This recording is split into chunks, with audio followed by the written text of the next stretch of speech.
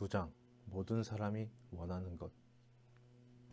논쟁을 멈추고 적대감을 없애고 선의를 조장하고 다른 사람으로 하여금 주의 깊게 듣게 만드는 마법의 주문을 알고 싶은가?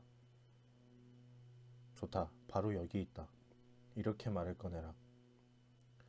그렇게 생각하는 것이 당연합니다. 제가 당신이었다고 해도 틀림없이 당신처럼 생각했을 거예요.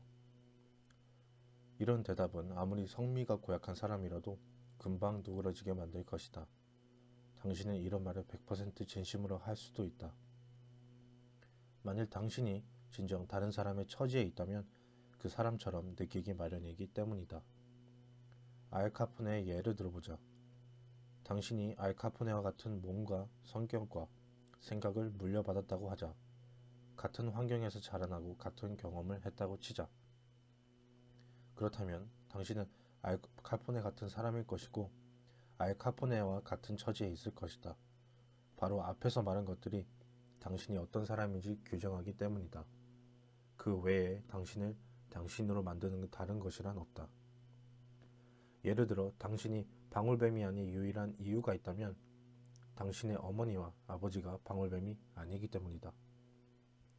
당신이 소에게 입맞추지 않는 유일한 이유, 뱀을 신성하게 여기지 않는 유일한 이유는 당신이 브라마투라 강번의 힌두교 가정에서 태어나지 않았기 때문이다.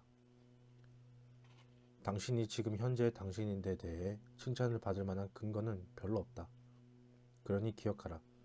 화가 나 있고 완고한 태도를 가졌고 터무니없는 이야기를 늘어놓으며 당신에게 다가오는 사람들 역시 딱히 욕먹을 만한 근거는 많지 않다. 그 불쌍한 사람들에게 안타까운 마음을 가져라. 그 사람들을 동정하고 그 사람들과 공감하라.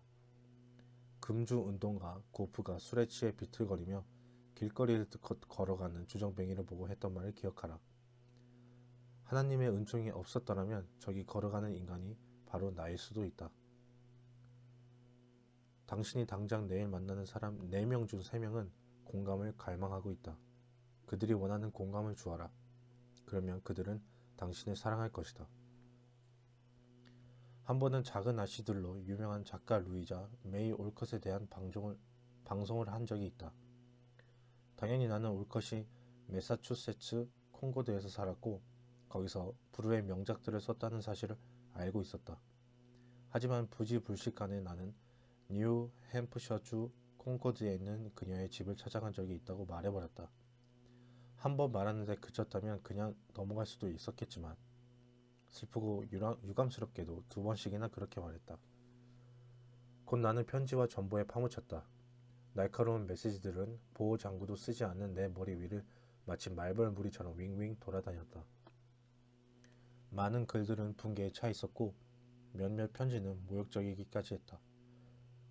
콩고드에서 자라나고 당시 필라델피아에 살고 있던 한 유서 깊은 집안 출신의 여성은 내게 맹렬한 비난을 퍼부었다. 올컷이 뉴기니에서 온 식인종이라고 말했더라도 그보다 더 심한 비난을 받지는 않았을 것이다. 편지를 읽으면서 스스로에게 말했다. 이런 여자와 결혼하지 않아 정말 다행이군. 나는 그녀에게 편지를 쓰고 싶었다. 내가 지리상의 실수를 저질렀던 건 아니지만 그녀는 예의범절에서 더 커다란 실수를 했다고 지적해주고 싶었다. 그게 내가 쓰고 싶었던 첫 문장이었다. 그런 다음 옷소매를 걷어붙이고 본격적으로 내 생각을 말하는 거다. 하지만 그러지 않았다. 나는 조급한 마음을 가라앉혔다. 성급한 바보들이나 그런 짓을 한다. 사실은 대부분의 바보들이 그럴 것이다. 나는 바보가 되고 싶지 않았다. 그래서 나에 대한 그녀의 적대감을 호의로 바꿔 보기로 마음먹었다. 힘든 일이 되리라는 게 분명했지만 내가 일종의 게임을 하고 있다고 생각했다. 나는 스스로에게 말했다. 어쨌든 내가 그녀라면 아마 나도 그녀처럼 생각했을 거야. 그래서 일단 그녀의 관점에 공감해 보기로 했다. 그 다음 필라델피아에 들렀을 때 나는 그녀에게 전화를 했다. 대화는 이런 식으로 진행되었다. 나, 아무개양, 몇 주 전에 제게 편지를 보내셨죠? 감사 인사드리려고 전화했습니다. 그녀, 말씀하시는 분 성함이 어떻게 되시죠? 나, 저를 잘 모르실 겁니다. 제 이름은 데일 카네기입니다.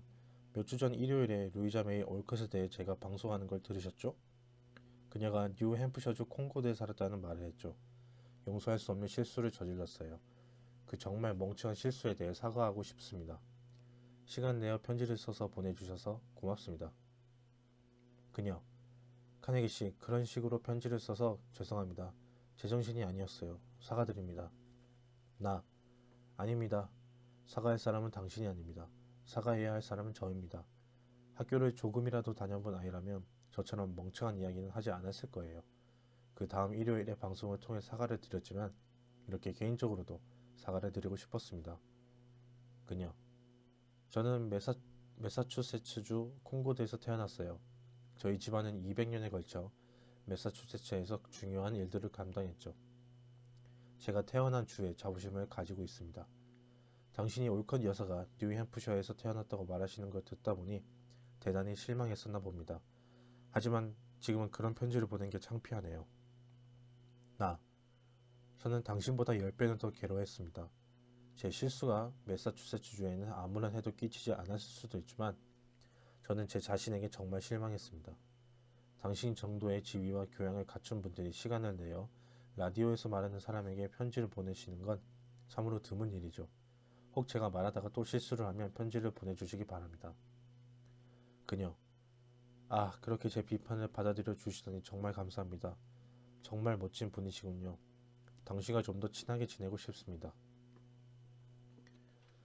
이렇게 사과를 하고 그녀의 관점에 공감해 줌으로써 나는 그녀의 사과를 얻고 그녀는 나의 관점에 공감해 주었다. 나는 내 감정을 통제할 수 있었다는데 만족감을 느꼈다. 그 만족감은 모욕을 친절로 되갚은 데서 오는 것이기도 했다. 그녀에게 저리 가서 강에 뛰어들어 버리라고 말하는 것보다 그녀로 하여금 나를 좋아하도록 만드는 데서 훨씬 더 진정한 즐거움을 느낄 수 있었다. 한때 백악관에 살았던 사람들은 거의 매일같이 가시도친 인간관계 문제에 직면해야 했다. 태프트 대통령도 예외는 아니었다. 그는 경험을 통해 공감이라는 화학 물질이 저기라는 산을 중화시키는데 엄청난 효과가 있다는 사실을 알고 있었다. 태프트는 자신의 책 공직자의 윤리에서 재미있는 예를 들고 있다. 그는 야심에 불탔던, 그래서 실망을 했던 한 어머니의 분노를 어떻게 누그러뜨렸는지에 대해 썼다. 상당한 정치적 영향력을 행사하는 남편을 가진 워싱턴의 한 부인이 한 6주 넘게 나를 찾아와서는 자신의 아들을 어떤 자리에 임명해달라고 졸랐다. 많은 상하의원들이 그녀를 위해 발벗고 나섰고 그녀는 의원들과 함께 나를 찾아와 자기 대신 의원들이 그런 간청을 하도록 만들었다. 하지만 그 자리는 기술적인 전문성이 필요한 자리였기에 나는 그 부서장의 추천을 받아 다른 사람을 임명했다. 그러자 그 부인은 편지를 보냈다. 그녀는 내가 감사할 줄 모르는 사람이라고 비난했다. 내가 손만 까딱하면 자신을 행복하게 만들 수 있었는데 그러지 않았다는 것이었다. 그녀는 내가 관심 있어 하던 행정법안을 통과시키기 위해 주의회를 설득해가며 필요한 모든 표를 얻어준 대가가 겨우 이거냐고 불평했다. 그런 편지를 받으면 이렇게 부당하고 심지어 무례하기까지 한 사람에게 얼마나 엄하게 대응해야 할까가 가장 먼저 떠오르기 마련이다. 그런 다음 답장을 쓰기 시작할 것이다. 하지만 당신이 현명한 사람이라면 그 답장을 일단 서랍에 집어넣고 열쇠로 잠가버리라. 그리고 이틀 정도 후에 그 편지를 꺼내는 것이다. 그런 편지는 답장을 보내는데 이틀 정도는 늦어도 아무 상관없다. 이틀이 지나 편지를 꺼내보면 당신은 그 편지를 보내지 않게 될 것이다. 나도 비슷한 방법을 사용했다. 이틀이 지난 후 나는 자리에 앉아 공손한 편지를 썼다. 그런 상황에서 부인께서 실망했으리라는 걸 이해한다. 하지만 그런 임명은 내 개인적인 선호에 따라 아무렇게나 할 수 있는 게 아니다. 기술적 전문성이 필요한 자리라 그 부서를 책임지고 있는 사람의 추천을 따를 수밖에 없었다. 그런 내용이었다. 나는 자제분이 당시 하고 있던 분야에서 부인께서 바라시는 정도의 일을 성취할 수 있게 되기를 바란다고 글을 마쳤다. 이 편지를 받고 그녀는 누그러졌고 나에게 그런 편지를 보내 유감이라는 내용의 쪽지를 보내었다.